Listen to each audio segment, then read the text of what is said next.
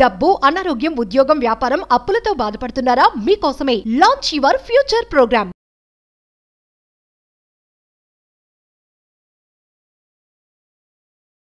నమస్కారం శ్రీ ఆచార్య అనంతకృష్ణ స్వామి గారు. నమస్కారం.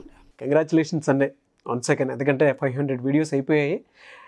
దాని తర్వాత 2.0 స్టార్ట్ చేశాము. ఆడియన్స్ కూడా అంతే బాగా రిసీవ్ చేసుకున్నారు కాబట్టి ఆడియన్స్కి మీకు స్పెషల్ థ్యాంక్స్. అప్పటికీ కూడా ఒక మంచి సబ్జెక్ట్ని ఆడియన్స్లోకి తీసుకొచ్చినందుకు, వాళ్ళు రిసీవ్ చేసుకున్నందుకు కూడా thank you sir. Thank you so much Shri Acharya Anantakrishna Swami గారు. థ్యాంక్ యూ అండి. ప్రీవియస్ వీడియోలో మీరు ఒక మాట అన్నారు, నాకు అది ఇమాజినేషన్కి వచ్చినటువంటి విషయం ఏదైనా ఉంది అని అంటే, కొన్ని విషయాలు ఇలా ఉంటేనే బాగుంటుందండి, ఇలా ఎప్పుడూ అవ్వకూడదు. నేచర్లో కొన్ని రహస్యాలు ఉంటాయి.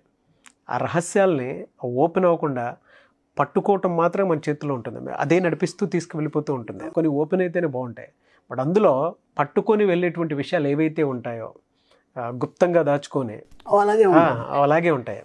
అవి మనం ఏంటనేది ప్రపంచానికి తెలియజేస్తాయి. అంటే లోపలిది లాస్ట్ వీడియోలో కూడా ఒక మాట అన్నారు కదా, డైమండ్ ఎలా అయితే ఉంటుందో, మన అంతర్ సౌందర్యాన్ని ఎలా అయితే చూపించగలుగుతుందో, అది కూడా అంతే. మీరు ప్రీవియస్ వీడియోలో దాన్ని నీట్గా చెప్పడం జరిగిందండి. మనీ మంత్ర 2.0 ఏ విధంగా అయితే ఉండాలో అదే విషయాలు మీరు చాలా డీప్ సెన్స్ తోటి చెప్తున్నారు. Thank you so much for that. So 505వ మనీ మంత్ర వీడియో, ఈ వీడియోలో ఏం చెప్తున్నారు? ఎప్పటివరకు మనం వీడియోలో ఎన్నో సందర్భాల్లో మీరు నవ్వారు, నేను కూడా నవ్వాను, వాళ్ళు కూడా నవ్వారు. అవును కదా. అంటే మీరు మనస్ఫూర్తిగా నవ్వి ఎన్ని రోజులైంది? ఒకసారి మీరు బేరీజ్ వేసుకోండి మీ లైఫ్లో. అవును, ప్రేక్షకులకు చెప్తున్నాను, మీరు మనస్ఫూర్తిగా నవ్వి ఎన్ని రోజులైంది?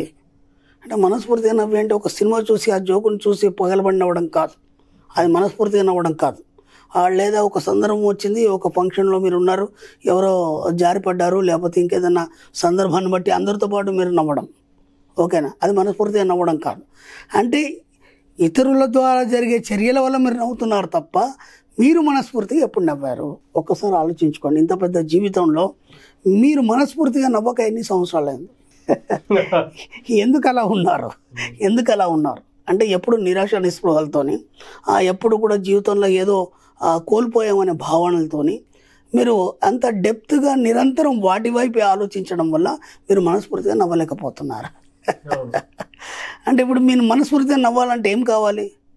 మీకు సంపూర్ణత్వం అనేది కావాలి.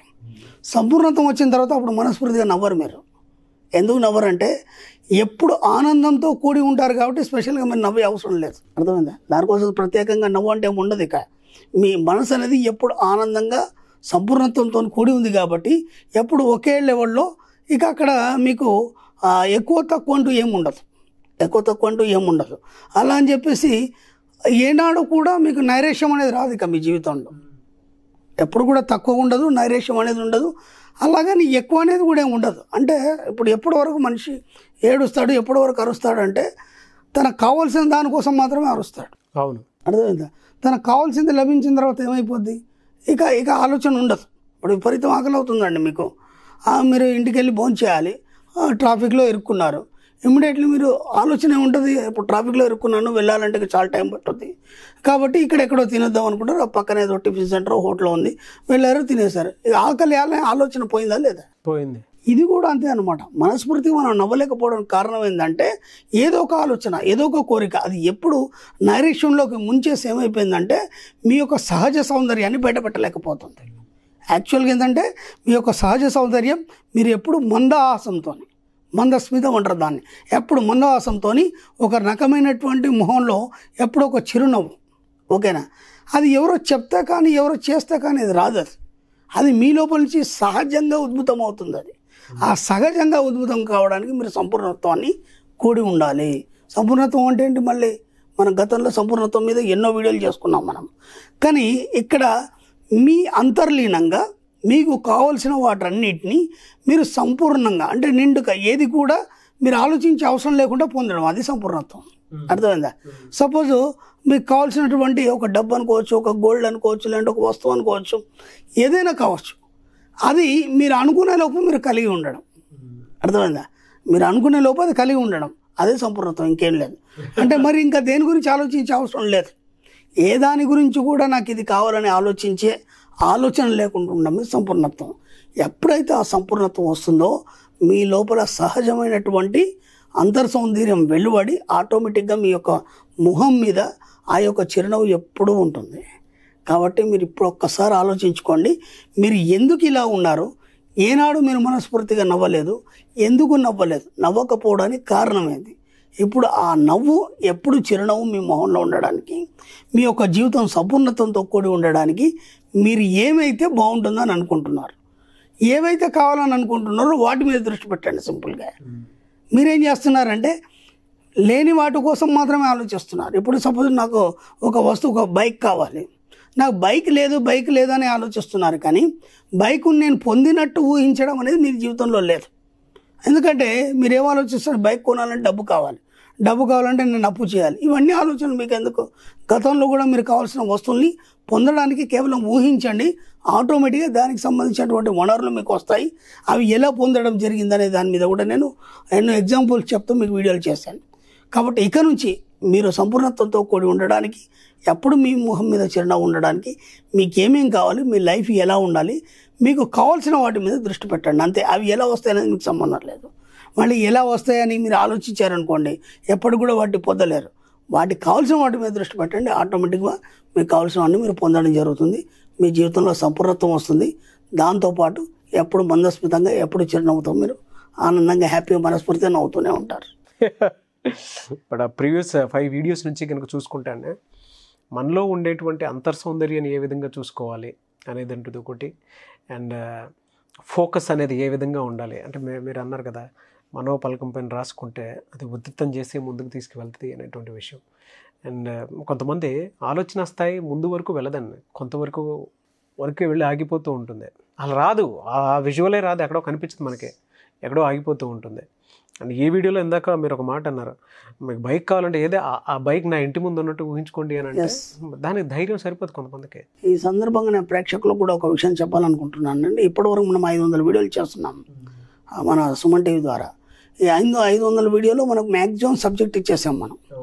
అయితే ఇప్పుడు మనం దీన్ని 2.0గా మనం తీసుకున్నాం కాబట్టి సబ్జెక్ట్ని ఇంకా డెప్త్గా తీసుకెళ్ళాలనుకుంటున్నాను నేను. కాబట్టి ఇది ఎలా ఉంటుందంటే, ఇప్పటివరకు మనం ఈ 500 వీడియోలు చూస్తే కానీ సబ్జెక్ట్ అర్థం కాదు, అర్థమైందా. రెండోది క్లాస్కి అటెండ్ అయితే తప్ప ఈ సబ్జెక్ట్ అర్థం కాదు. కాబట్టి ఎంత వీలైతే అంత ఈ యొక్క ఇప్పటివరకు మనం చేసిన వీడియోని మ్యాక్సిమం అవగతం చేసుకునే ప్రయత్నం చేయండి. ఎందుకంటే ఇప్పుడు మనం ప్రైమరీ నుంచి పిహెచ్డి దాకా వచ్చేసాం. ఇప్పుడు పిహెచ్డిలో మళ్ళీ మనం ప్రైమరీ చెప్తే బాగుండదు. కాబట్టి కొద్దిగా డెప్త్గానే ఉంటుంది సబ్జెక్టు. వీలైనంత మట్టుకి ఇప్పుడు ఇక్కడ నుంచి స్టార్ట్ అయిన వీడియోని వీలైనంత 1-2 సార్లు చూడండి. నిజమే అండి, ఎందుకంటే మనం ప్రైమరీ దాటేసి ఇక్కడ దాకా వచ్చేసాము. దేనికైనా ఒక స్టాండర్డ్స్ ఉంటాయి కదా, ఏది ఎంతవరకు ఏ లెవెల్ 1, 2, 3, 4 అని ఉంటాయి. 4th ఇది మనం ఆల్రెడీ అన్నీ దాటేసాము. 500 వీడియోస్ అంటే అంత చిన్న విషయం కాదు కదా.